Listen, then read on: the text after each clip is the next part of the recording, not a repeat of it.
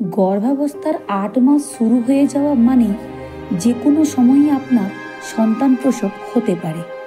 তাই আপনাকে সচেতন থাকতে হবে সন্তান প্রসবের ঠিক ১৫ মিনিট আগের কি কি লক্ষণ এমন দেখা দেয় যা দেখার সাথে সাথেই আপনার সময় নষ্ট করা যাবে না, দ্রুত ডাক্তারের কাছে যেতে হবে। চলুন তাহলে ৪টি গুরুত্বপূর্ণ লক্ষণ সম্পর্কে বলে নেওয়া যাক। প্রথম লক্ষণটি হলো ক্র্যাম্পিং বা যন্ত্রণা।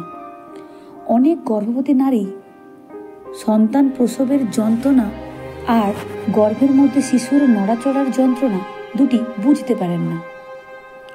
সন্তান প্রসবের যন্ত্রণা অনেকটা পিরিয়ডস বা মাসিকের যন্ত্রণার মতো হয়ে থাকে।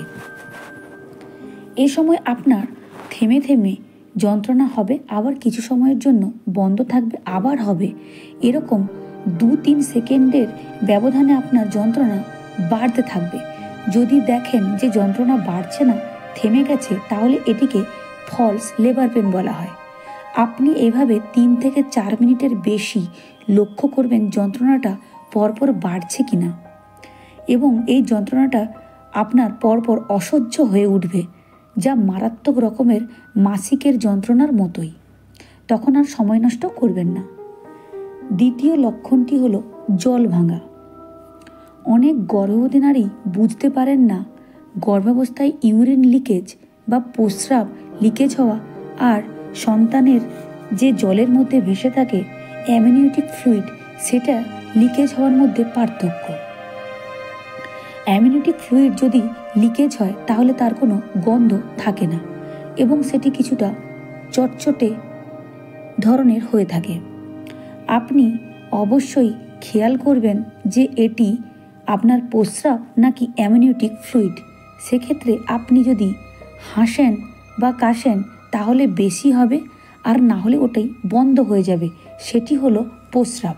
আর যদি ক্রমাগতই নির্গত হতে থাকে তাহলে সেটি অ্যামনিওটিক ফ্লুইড, অর্থাৎ বাচ্চা যে ঘরের মধ্যে ছিল, অ্যামনিওটিক তরলের মধ্যে ভেসেছিল, সেই তরলটি আপনার ফেটে গেছে। আপনার দ্রুত সন্তান প্রসব হবে, তাই সময় নষ্ট করবেন না। তৃতীয় লক্ষণটি হলো যোনিস্রাব। গর্ভাবস্থায় যখন আপনার সন্তান প্রসব খুব এগিয়ে আসে তখন আপনার খুব সাদাস্রাবের প্রবণতা দেখা যায়।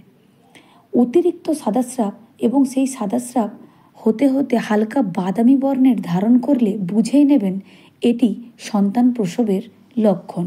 সেক্ষেত্রেও আপনি সময় নষ্ট করবেন না। সন্তান প্রসবের সর্বশেষ লক্ষণটি হলো আপনার ঘন ঘন পটি পেতে পারে। সেক্ষেত্রে আপনি আপনার কিভাবে যন্ত্রণা হচ্ছে সেটি অনেক সময় বুঝতে পারবেন না প্রথম দিকে। সেক্ষেত্রে আপনি বারবার বাথরুমে যাবেন। এটিও কিন্তু সন্তান প্রসবেরই বা সন্তান প্রসবের যে যন্ত্রণা তারই লক্ষণ। অর্থাৎ সময় নষ্ট করবেন না। এই 4টি লক্ষণের যে কোনো একটি দেখা দেওয়া মানেই আপনার আর মাত্র 15 মিনিটের মধ্যেই সন্তান প্রসব হয়ে যাবে। অযথা আতঙ্কগ্রস্ত হবেন না, শান্ত থাকবেন, লম্বা লম্বা শ্বাস নেবেন এবং ভগবানের উপর ভরসা রাখবেন। সমস্ত কিছু ভালোভাবে হয়ে যাবে এই কামনা করি। আজ ভালো থাকবেন। এই পর্যন্ত। নমস্কার।